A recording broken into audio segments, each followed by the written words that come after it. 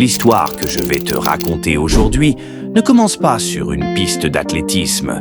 Elle commence bien avant les médailles, bien avant les records, à une époque où elle-même ne se voyait pas sprinteuse.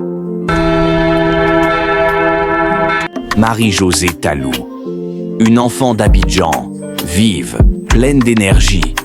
Mais le sport, ce n'était pas son rêve. Elle voulait devenir médecin, soigner les gens, pas les dépasser sur une piste.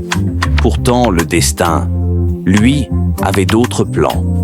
Un jour, alors qu'elle accompagne un ami à l'entraînement, le coach la remarque. Une foulée, une vitesse naturelle, quelque chose qu'on ne peut pas enseigner. Il lui dit « Toi, tu es faite pour courir ». Elle rit, elle n'y croit pas, mais il insiste. Et ce jour-là, Marie-Josée pose pour la première fois ses pieds sur la ligne de départ. Sans le savoir, elle venait d'entrer dans la légende. Les débuts sont rudes, blessures, doutes, manque de moyens.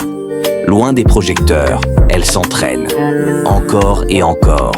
Quand les autres dorment, elle court. Quand tout semble perdu, elle s'accroche. Parce que pour elle, courir, ce n'est plus un sport, c'est une promesse.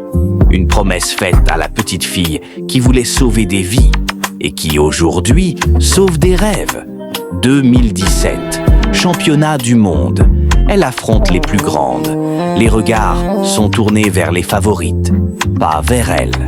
Le coup de feu retentit et soudain, le monde découvre la flamme ivoirienne. 10,85 secondes. La Côte d'Ivoire retient son souffle. Elle frôle la médaille, mais gagne quelque chose de bien plus fort, le respect du monde entier. Elle ne se voyait pas sprinteuse.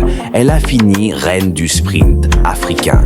Marie-Josée Talou, celle qui court, non pas pour fuir, mais pour prouver que même le destin peut être rattrapé.